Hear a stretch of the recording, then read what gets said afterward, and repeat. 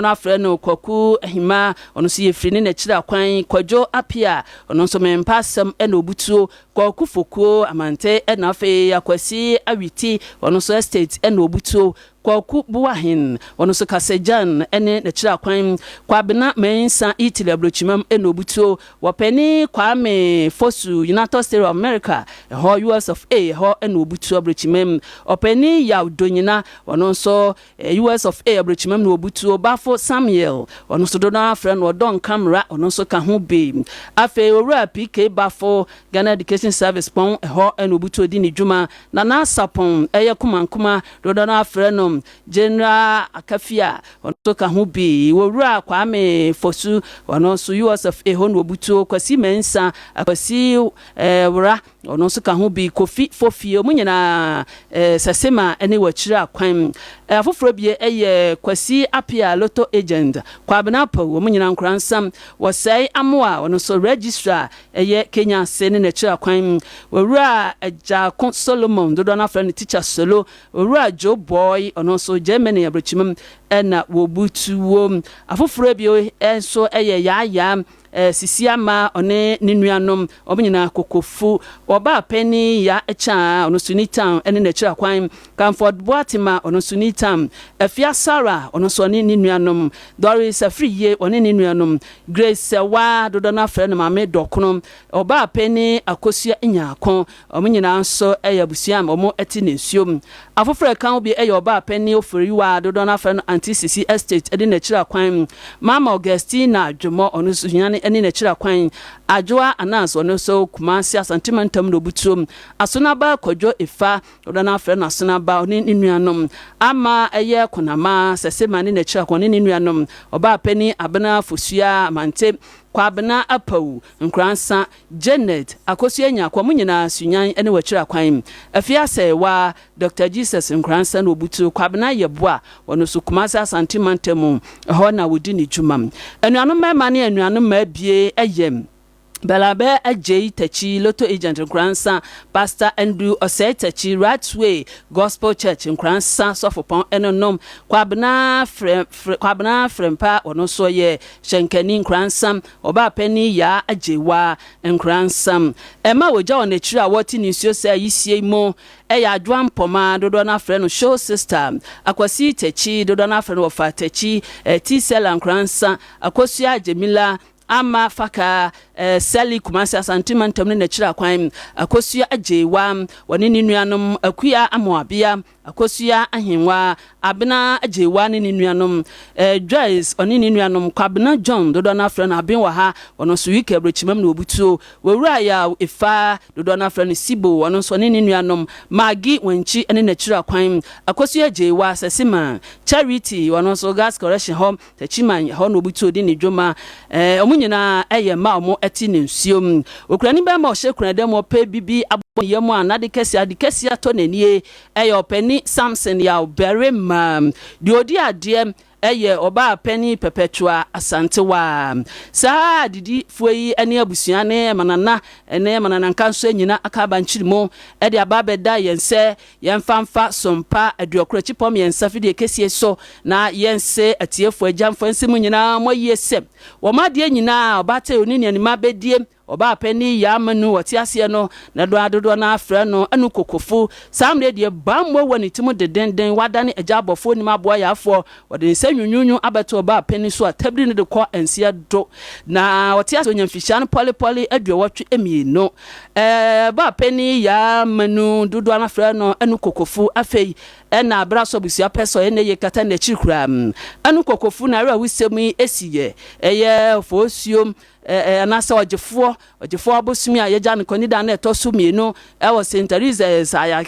Isabia kesiam ewo Nkoranza afi no mpeso mu ye na yie na ye hwehye nsei ana busua aye no abusua kiremu anyame ya adoma obesiri pem eye eda ya wada ofosi obusi omu ne da etoso du fiempini adonum enum ye mo na chesa dwumire no nson na odi pesa ahyehye so ewo kokofu Nkoranza na adechi eda fia danso a eye ofosi obusi omu ne da etoso du ba kon fiempini adonum enum ye mo no kokofu ahemfie ene ahimadachi no nan no do ba pani eye ya manu dodo na afra no anu kokofu atumpam obema kwa amadofo aba behwe nani achi etwa to kra na bakwa akopɛ no kra bre adechen memeda nso a wode na yiyo ebehyehyɛ so ewo kokofu eye old lollipop Nkoranza 8Th station hwa wia from tobre na watena se ko sanwumre no nsia ebebode na afi wakanko nyina agufom adechen kwasi adanso a fosi obusi onu de tosu du amiensa mfiempia aduonum enum no obekɔ ne na asom ewo Church of Christ astafunumu Nkoranza adechen dwa da busiafo ehiem ewo kokofu ahemfie anopa no nkron na afi wabu aye no ho akonta eyewo eyenkoja humanusuma ninti na sabia atwemienu enam yankɔbɔ ba pani ya manu dodo na wɔte ase na yɛfrɛ no anu kokofu abusia nyina na wontimi nkata wo ba pani achikram enkabei wofatachi tisara ono ne nam so a yensa eka jem atiefo metoa ayisia no esom de medru suei ayem wopani kwabna antwi wote aso na dodo na afre no surukoyi na wono nso na wotwedadie tiwe na wotwedadie janmo musuti ni so eye kokofo busuampani na nanya akom wono nso omahene chiame no no na adoma akon ketia otoso miensa ono nso kokofu hene na afianya akom wono nso eka hu bi kokofu hima omunyina eti no so apia yebo anso wono nso eka hu bi na abena eye nchibina wono nso dwanti hima na afi na apia yebo anso ye dwanti hene omunyina eti nsuo na yawo eye nsupem na kwaku manu dodo na afre no kwaku teacher opani kwaku adu dodo na afre no kwaku opani kwasi ansu ono so sojaman opani kwame eye donyina opani kwame kune dodo na afre no agenne opani kwasi adomanko otsoja oba apani amabrenya nyina eka hu bia anopomo so eti nsuo oba apani sechere oba apani adwoaso oba apani eye fosua ono so otontontoma yekusela oba apani eye amadu wo munyina eka hu ebi enanum eye abusuapani Musa Dakon ono so konti ene na kira kwan oba pani poma ono so eka hu bi oba pani akosua eye monima abofo ene na kira kwan ante boahen woni ninuanom ya abrenya wono so ne ninuanom kokofu ene wa kira kwan oba pani afia eye kune ono so wanchi ene na kira kwan ya berima oni ninuanom na akwasi ono so ne ninuanom owura akwabena badu oni ninuanom owura eye ba wanso anase ba wua ono so ne ninuanom kwabena donko oni ninuanom atebu ene wa kira kwan owura aboache oni ninuanom ono so eye konti ene omu ebutuo owura champon dodo na afra no kwasi boy owura kwabena eye nyama protoa vice chairman Nkoranza ene na kira kwan owura jedu nkunimdie nsuo manager ene no oni ninuanom madam Florence eye Dakon ono so eka ho ebe abusuan ene abusuan ka nyina nso aka bom yansiefo ne yanka mo se Nyankopɔ ya adoma eye omode hye omade nyina owura se opani kwabena antwi wote ase na dodo na afra no surukoyi ono so da ya wansore afi na busuan pesem na wotwedadie no multimi de hyehye so enti nyame ya adomo a ofosi obusuo mu ne da tosu du mfiempini adonum enum ya mu na wotwedadie no ebeba so ewo kokofu enim ho kokofu hene na hemfie nenim ho na wotwedadie no nyame ya adomo a ebeba so no nsia anopa na chese watena se nkozi se no nsia mere ebeduro de na wakan konwa nso agufom omoto nsa frɛ agyanfo na adofo nyina sese bia yehoyi eye nkoja enti yemra emeja wom na bibia ntimi nkoso ene manso eye rabna do na frɛ no momi ya Rebecca wobri Nkoranza senior ha na fe ya moa akuya wobri na fe mafia mu nyina sere yen se yemebo omo na wo papa omo ade nyina nso no na otwedadie no enti emra so okurani ba ye adwoa poma dandwane na kira kwan nti omo nyina eto nsa frɛ ye se yame ya adoma na otwedadie no ebeba so opanu surukoi na otwedadie no ebeba so nti yemra na yemra emejam wom wi adeshima man ka bosema hodo a ode ba bedan je no ha na brebe ma kwan amamedi ni nyina asim na afenso no dwumadi aka bia no penso no atoaso amawo anopeso otemenka medin abena atsa jamfuwa amono wodi amono princess papabi memammo anitia mejiwo enyado wotie sompa bi showroom foforo kra watachimai enti nipa ebetumrika akọ electronics nomono wo mu achede de mamo saa na yasanso ateso 21st clinic the sciatica commandant anopa ibukutayemu ayede kase no eba sada ena osatam for haxa capsules and mixture anopa wakaye ho na mom de wodom yema yetwi yesen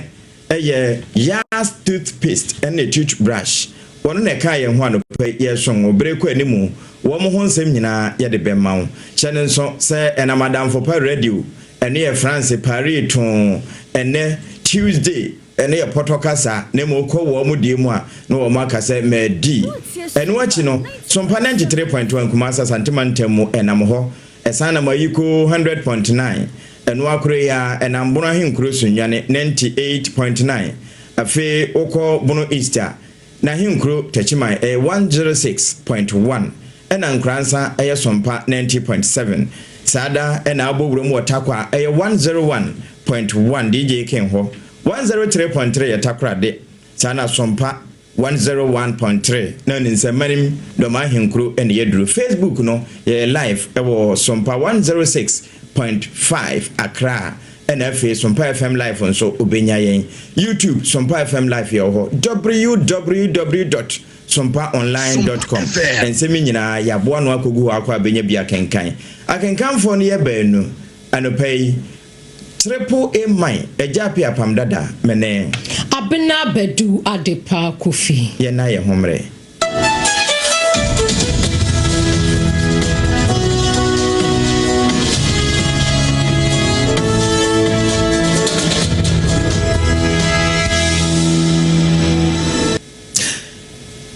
enura enhemudie kese bi ekoso ewon kranmantam ha na ye African Higher Education Center of Excellence yefro omo ACE wo program ase mfinhie du ana wonumadi a wo hye hofa na mampane John Dramani Mahama sremu se jata kopi ase na nenkase mu na ode tudwa chese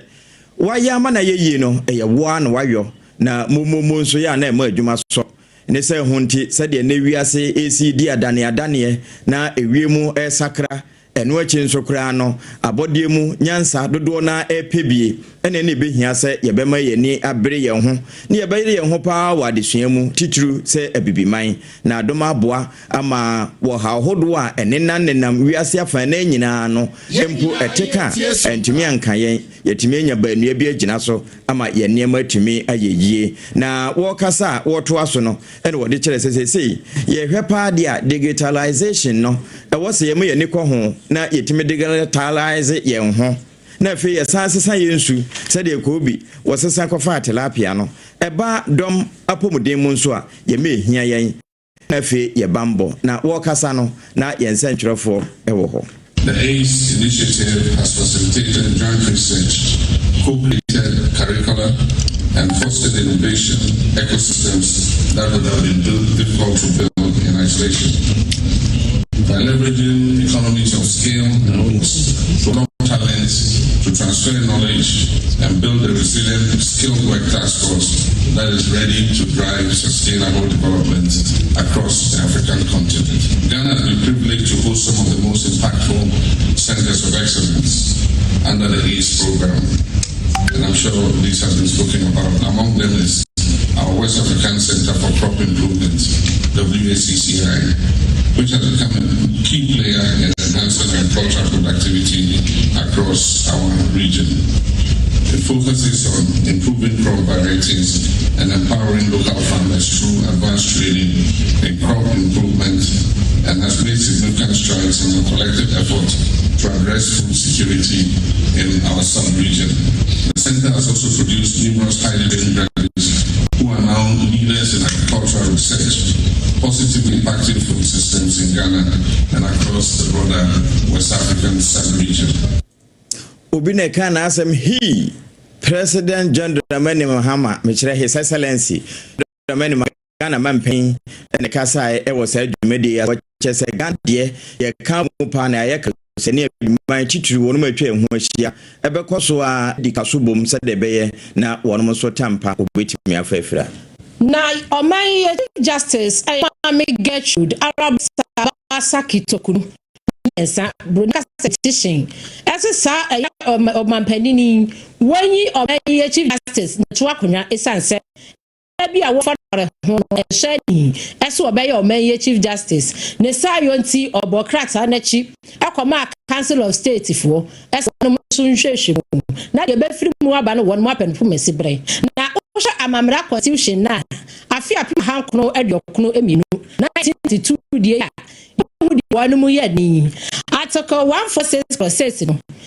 mu say ansa na wo betumi ehwan chief justice ati akonwa no na petition baby rata ni free ye ba ye no wo mo no so akwanya na sa ensam no otumi ya no one by one na omanpanini ade wose eyoyo e ma na kwanya ma ne nefo poli edu 10 days no eso won fa yin ne ho ano enu ada na 10 days no eso ye opani a wono ofile krata yi ede kwama empanifo metre his excellency John Dramani Mahama aya shebedwani osumade hye a wonom otafo onanyafo Vincent Ekwawo asefua enu ade krata yi a Mame justice Araba Esabasa Kitokunu eyi yinsem ya no awie yi wode akwama mpanini na ebra his excellency John Dramani Mahama senem se jata Mr. Babio esom no si yo mo apiafo medase papa mebachiri ade akwakoma council of state fo ne yaso ya hwensem eba ye eyianu amami ede ba ye no de besi ye kire bia no wonom ahubotwa no ede kora ahyem de free ho eba no afe yanto aso na yenwura kase nom na yewura mu a medo wura wo man yensa ase kwaye ne gudi ahodo a yewo de brone kan se land natural resources no na pani a wotua ano se soafo ewura imano amakofibo a pani yakasa se wakonkrata mu pa enu achi se ba transition abandada na free ho na wo dane ne mama ejapade ahodo ewo ho ne ke wo ho kan de se tie bia wono mamfa nkwati wo mo de kan ho na mu majapade ne bi drone ya 2018 abandada ne kire se wo de America dollar no wo pepem miensa na ato ebefa wiem eno ni pantim na kampese wo makotutu abo no etwa funi bibia ehunta na ehunu eno ye hunta hunu na eba ne saa wono ma ye form aguri fanya nsakwan na mfa mra kwan so kwati kwan fo no illegal mining gadamse ye benya wo nyina pa echi ato na sabre no de no ye so afo hwe ye kwaye ne nsase na egudie ho nsam so yewura John Peter Mewu wona na eda no na yewura makofi bu ase wa ma yawu esanse dun ya wo mo ka ho asem a wo kire se be se du enum a wono motoye no wo mu hu ba kompo na kampese wono mo hu adwuma ewoye ene emfoni twitwa ya wo betimi de no aya adansedie eno no wo ka kire mpanimfo se animu ya wo mumusa bandada no na baabi a wodi drone fire wo magana fo nsanka na fedie wo mu bia no yenhunu. I know that using modern technology is very critical in this work, and I think from here I'm going to see some geofencing activities you guys have done here and see how we can even make it bigger and expand it. Yes, there was reports of drones and other things. We interministerial committee, but I can tell you that it's probably part of the things we are looking at. I have not seen the drones since I became a minister, and I don't know exactly where they are. Maybe Mr. Isi will tell me where they are. It is part of the many things that we are looking at.